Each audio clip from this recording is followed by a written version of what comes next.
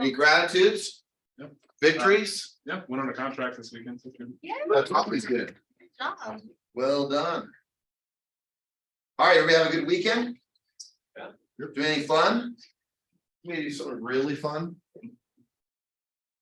Good, did you do something really fun? No? I didn't know. Are you back running? Yeah. Yeah? You're running? The hills? You do Wasatch 100? Didn't you do that one time? No. Was that a goal? No. No? I've done the second half, not the first half. I just remember, okay, that's what you've done. All right, awesome. All right, well, great to be with you guys. My gosh, last week at the end of the week, I got so sick, I didn't even show up. So it was, I'm glad you didn't want me here, Kelly. So I got a little bit of a cold. All right, so feeling $1,000,000 so now. I went to bed way early last night. So that's always good, and slept the entire night, which is not always the case.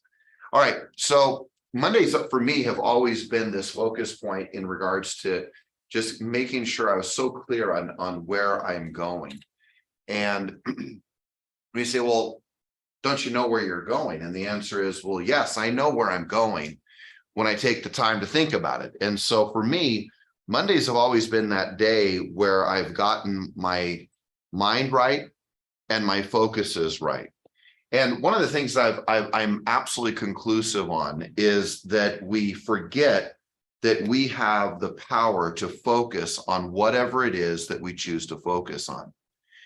And there's two things I want to share with you today. And the first is just a really clear message in regards to the choice of focus.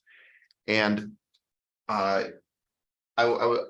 I think about this and I just take just a moment, just ask yourself, even this morning, what have you chosen to focus on? What have you chosen to focus on in relationship to this business? Have you found yourself even, having to the strain, the stress, the agony of just even being in the office, working in the office, prospecting? And some people say, no, I'm great with it. And then there's other days where you may not feel so great with it.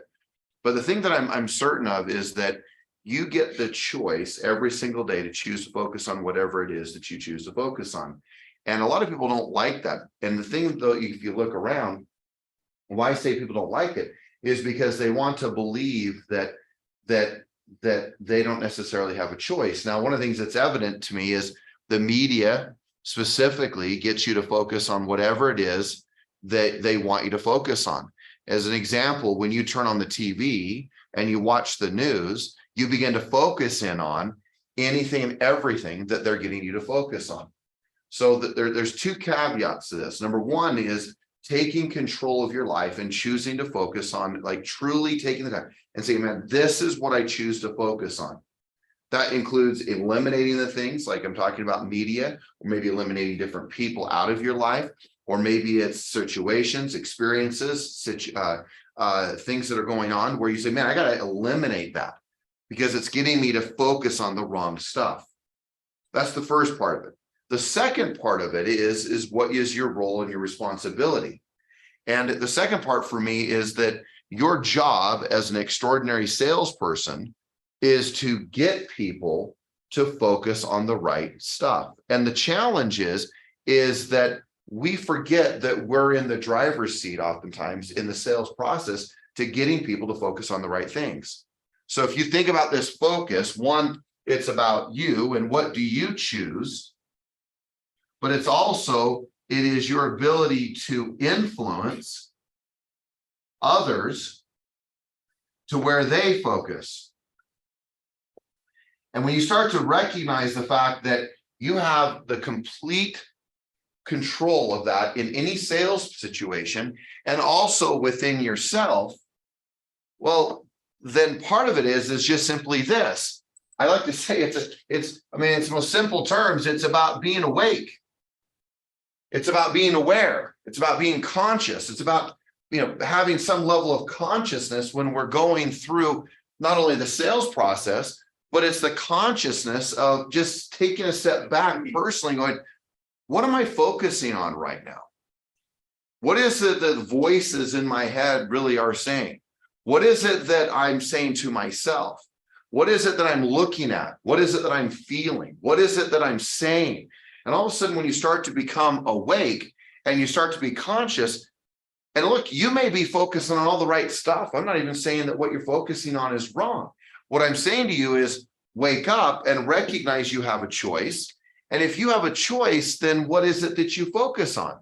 So here's the thing, it's interesting. If you go back to the second point on influencing others, if I walk into a listing appointment and the entire presentation was about Matterport tours, technology, all of the different little things that are out there, gadgets, gizmos, flashy things to get a home sold, I can promise you that when you walk in after that listing agent who was already there talking, focusing, discussing all of those things, well, then you walk in and the very first things they want to know is, well, what are you doing in that area? And it's because they got that client to focus in that area. But if you understand that you have the influence to get others people to focus on the right stuff, that doesn't mean it's the wrong stuff. Maybe it is the right stuff at that moment to focus on. But again, it's about being awake, conscious, mindful, aware, whatever word resonates and vibrates in your brain, go, whoa, I got to wake up. Because if I'm not awake, then I'm not going to choose to focus on the right stuff. Last week, I think it was last week, we had a conversation, Ruby and I, about just focusing on what's your focus for prospecting. Think about this for a minute. If you have a choice to focus, and what's interesting to me in this business, and they're all good at different times, but if I'm an agent and I keep focusing on the number of contacts I have to make, that becomes my focus. Now, at times, that's not a bad thing because we need to not only put in the time, we need to actually talk to the people. But the ultimate reality of prospecting is to do what, Ruby? To focus on who you're talking to. Well, set appointments, right? No, I mean, yes, and right, no, but the point, right, is to set an appointment. The only thing that matters in your prospecting is, did you set an appointment? So you can focus, yes, you can focus on the amount of time you prospect. You could focus on the sources of the business. You could focus on the amount of contacts you make. You could focus on whether they're by door or by phone. You could focus on all sorts of other things. But in the game of real estate sales and prospecting, at the end of the day, the only thing that matters is, did you set an appointment or not? In the game of prospecting. So the thing is that I have to wake up and go, where am I focusing? And to your credit, even though you didn't give me the answer I was looking for, so I'm just here. Is to your credit, though, is that since we talked about this, you've set an appointment every day. And that's uniquely different because you weren't setting an appointment every day. And since then, you've set an appointment every day. And I'm telling you, it has so much to do with just where you choose to focus. It's crazy. You look at this, the performance drivers, maybe the F1 guys or whatever type of, race car drivers there are, is that when they're in a crash, so often what they do is they focus in on the wall and they hit the wall. When you talk about just the everyday common driver, when you go into a tailspin or a skid out, let's just say on a winter day, most people focus on where they're going, not on what? Where they're focusing on where they're going, not on where they want to go. And so they skid out and they hit into, let's just say, another car instead of focusing in on where they want to go. So again, I go back to, what are you choosing to focus on? Whether that's prospecting, lead follow-up, whether it's your dreams, your goals, your aspirations, the things you desire, your health. Health is an easy thing. We focus oftentimes on how painful it will be to be in the gym versus how great we will feel when we're out of the gym. And that's just a choice. It's just a choice as to where you choose to focus. And if you choose to focus wisely, you'll find that your life is a lot better in every area. I don't care whether it's relationships or health or this business. Where you choose to focus has so much to do with the joy, the happiness, and the experience that you have in this life. Let's go back over here for just 1 second. How do you get people to focus on the right things? Is simple. You ask questions. The better you are at asking questions, the better you are at getting people to focus on the right stuff. Now you can do that through level shifting, which we'll probably talk about this next week at the summit. And again, I'd love to have all of you there, of course. If you can spend the whole day with us, great. If you can spend a couple hours there, great. Whatever you can do, make sure that you're there for some of it. All right. But it's a series of asking questions. Sometimes it can be level shifting when they say, hey, how much of your commissions? You may say, whoa, we're not going to focus on the percentage. We're going to focus on how much are you going to net? And so I say something to Ruby, and I say, Ruby, what I really hear you saying is not necessarily the commission percentage is the issue. It's what you net is the real issue. Let's talk about what you're going to net, and we're going to shift the focus. So we can do that through skill sets like level shifting, of course. We can interrupt patterns. All of a sudden they're angry. They're not wanting to talk to agents. We can immediately switch it over in other ways to things like, let's talk about how many bedrooms and baths. And do you have a 2-car garage, 3-car garage, or 4-car garage? I used to want to break patterns when I don't do this anymore when I was prospecting, but I was a little more obnoxious. And I could be prospecting and you, Aubrey, and all of a sudden you're whining about something or going totally in left or right field on things. And I will just say, hey, what color socks are you wearing? And they're like, what? At that very moment, I've not only broken the pattern, but I've got them to focus on something else. I'm just telling you, you can do it so fast. So fast you can get people to focus on the right things. Now, if you're a wise steward and you have, of course, what I'm hoping is that persuasion is radiating inside of you. What I mean by persuasion, that you're not trying to manipulate people, but you're trying to get people to focus on the right stuff. Like a good example is so often in this listing process, people confuse what actually gets listings versus what actually sells listings. And you say, well, what's the difference of that? Well, you better know the difference, because I can promise you it's not going to be whether you have a Matterport tour or just 25 photos in your photos of your list, or 25 photos of your listings. It's not, that may help you get the listing because you have a Matterport tour. It's not going to sell the listing as much as you want to think it is, or want to argue about it. It's not. It's just not. Right. So the thing is that you start recognizing and say, okay, hey, what sells property? Price, reasons, meaning motivation. But as I've thought about this over the years, there's a third. It's the terms of the sale. I was at a very, very close friend and mentor of mine yesterday. He wanted to get an opinion on a house. So we came over there and visited with him for a few minutes. He's building this home in his neighborhood. He's going to be selling it. And he wanted my opinion. And we talked about the things that really, what it is that could possibly, of course, be enticed to getting a listing versus what will actually sell the listing. What did we discuss? We discussed seller financing terms. He owns the home free and clear. It's worth about $2.5 million. It's a brand new construction. And I thought, well, have you considered the fact, if you want to maximize your price, have you considered the fact of seller financing? We had a long conversation about it, because I know that what sells homes is price, motivation, and the terms of the sale. And if you can know those three things, then you start getting people to focus again on what gets the home to actually sell. And the challenge again is that we are wandering through life just aimlessly letting people take all of our focus away. So get serious about what you're listening to. Don't just randomly turn things on and watch things and channel surf. And I mean, as a standard, right? Maybe once in a while you want the variety just to, skip through all the channels on the TV. But as a general statement, man, take control of your life and make it to where you choose to focus, because what you want to read, what you want to watch, what you want to study, what you write in your journal. And the key to that is being awake. It's being conscious. And last on this, I just want to mention just a couple of things. One of the things I've appreciated over the years is rewriting, and that's why I always love this meeting, is my goals. Just ask yourself today, what is it that you're going to achieve?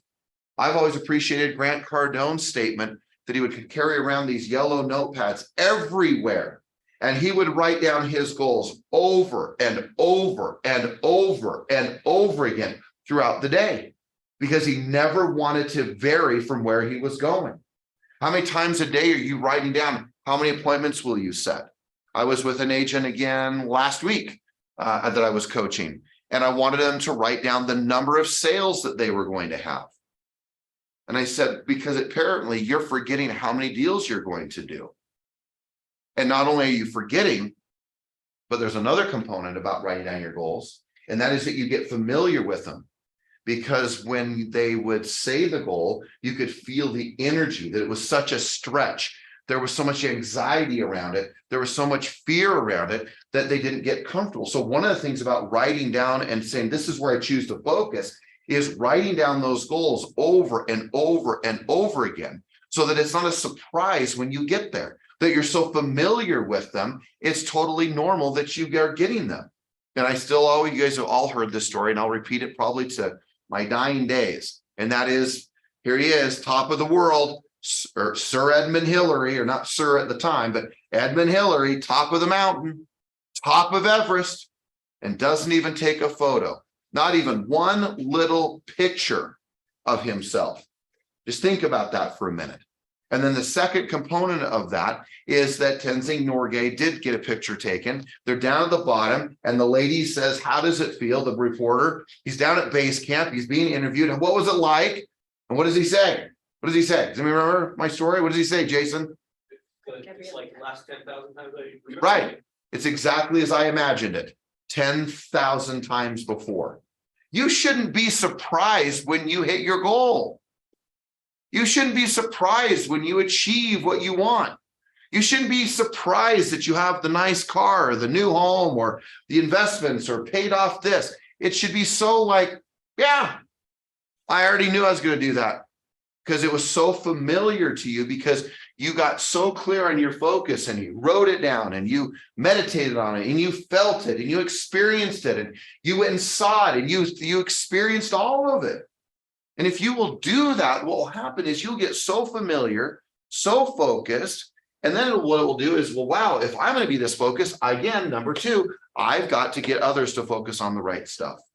Any thoughts to that? Comments? Anything in regards to that? Anything? Ruby, anything? Nothing? I thought this. Okay. We're going to wrap up with this then. All right, here we are. Any other thoughts? Ruby, anything? All right. I appreciate you guys being here. All right. So this is what I would do with my 3x5 card. You already have a comment, John? You haven't even been here for 30 seconds. Based on what you said, it sounds like I need to write me out a check every day for how much I want in my accounts. Well, that sounds like a good focus. Yeah, exactly. Hey, George, Yes. I always just like to say, like, choose your focus. Like, is it harder to get up and go to the gym in the morning, or is it harder to lay in bed? Like, if you really want to get up and go work out and get fit, if you lay in bed, that's, to me, that's harder than going to the gym, because it takes that much effort and choice to get to the gym. Or I don't know, what's harder, staying in a bad marriage or getting divorced? Like, choose your heart. So when you're focusing on things, whatever's going to be more difficult is probably the better decision. Yeah. Yeah. That is a very interesting statement that you're making. I've often said the right way is the Hard way. hard way. The hard way is the easy way. And the thing that, in so many words, what I'm saying is to myself, is that the right and hard decisions are the right direction to take in our life, because sometimes we forget to do so. So thank you. Awesome stuff. All right. So I don't have it with me, but every single day, or sorry, every single Monday, I would write what I wanted. I'd write down the top of this little 3x5 card. This is not new for some of you. I'm just, again, over and over again, where am I going? And I would write down desires, goals, wants, dreams, aspiration. I would just at the top of the list. And every Monday I'd write down on this 3x5 card, I put the date. I have stacks of these, stacks in my cabinet or in my office. And then on this 3x5 card, I would write down number one, take, and depends on what you want to put in there, but of course I always say at least one plus listing this week. And people say, well, I don't know if I have one to get. That's a good problem to have. Now focus on getting one. Number two, put under contract. Again, at least one, but maybe it's more. 1 plus, put under contract, 1 plus buyer or seller again this week. What am I going to do this week? Just got really clear on where I'm going to put my focus. Number three, I would talk about reductions of price, but I'm going to reduce great number of homes. And sometimes this is when I was really carrying a huge listing inventory, over 50 of them. I would reduce, let's just say at least 1 plus homes, but it's going to be more than that, but I'll just put 1 plus homes. And then I would have to say, speak with, and for me, I'm just going to put here all sellers that you have this week. When I had that many, I would only talk to half of them. All right. And I used to divide up just number 2, by the way, put under contract 1 plus buyer or seller. So if you've seen this to be from me before, sometimes I would put 1, 2, 3, and 4. At this point, we'd have 4. And then number 4, though, for me is I always wanted to focus on something with my SOI. So how many SOI will you speak to? So I basically, again, speak to blank SOI again this week. So let's just say 25 plus is always a good number. Shouldn't be less than 15, but 5 a day, but no less than 3 a day. These 4 things were for me, were always about working, always about working in the business. If I'm taking listings, putting deals under contract, talking to sellers and speaking with my SOI, in most cases, that was about working in the business. Then I always listed number 5 on the list. And I would repeat number 5 until it was completed. And number 5 was about working on the business. On. And what that meant was it could be either some system or strategy or tool that I need to implement. So it could be maybe something with my SOI, my CRM, RedX, whatever, Vulcan 7 and everything under the sun that's out there, right? I mean, I'm not worried, but what system, strategy, or tools need to be in place? And so I would repeat those. And so I knew every week where I was going. I wasn't putting a lead, and people say, well, but what if you wrote the same stuff from the week before? Yeah, because on Monday, man, I want to know, where am I going? Another thing you could add in here, you could add in how many, you could add another one just as a side note. I didn't typically put it in my list, but how many appointments are you going to set this week? 1, 5, 10? Do you clearly know I will set blank number of appointments this week? And once I knew where I was going, then I wasn't diverting myself. I knew exactly where I was taking my world, my life on a daily basis. And when I knew that, then it made it to where my activities, my decisions become easy. So let me just say this last statement. In closing, we'll do some affirmations, and maybe if you've got time, we'll do some role play. Those who want to stay. But I want to point out this, and that is, when you get really clear on your focus, decisions become easy. And it's the most simple statement. Decision making becomes easy when you know where you're going. It's like last night. I was eating dinner with my son, and I was talking to him about where he's going and what he's achieving and what he's accomplishing. And as a parent, right, my job is to influence them, to get them to focus on the right stuff. So that was my conversation, was to influence him through questions. What do you want to have happen? Where do you want to go? What do you want to achieve? What do you want to see? Where do you want to travel? We started having this conversation. All of a sudden, you could see he woke up. He started realizing, man, where am I focused? He didn't say it that way, but that was where it was going. He started focusing in different areas. They started saying, hey, let's go down. My son, Ethan, wants to go down to school down into St. George, down at Utah Tech, right? Or Tixie, as it used to be called. But the point is that all of a sudden, then later that night, he said, hey, can we schedule a trip to go down there? Because of just simple conversations, he chose to focus differently. Because I just asked questions. Hey, so tell me, where are you going? What are you doing? Where are you heading? So again, wake up. When you know where you're going, your decisions become easy. Your prospecting, everything gets easier. Okay. Any thoughts, comments? Kelly, anything? You've been so quiet there. Anything? Okay. Do you do this every day or? every There was a day where I did it every day because I would lose focus. I mean, my ADD man would take over and I'd be like all over the place. I got to the point to where I did it it became just a ritual for every Monday.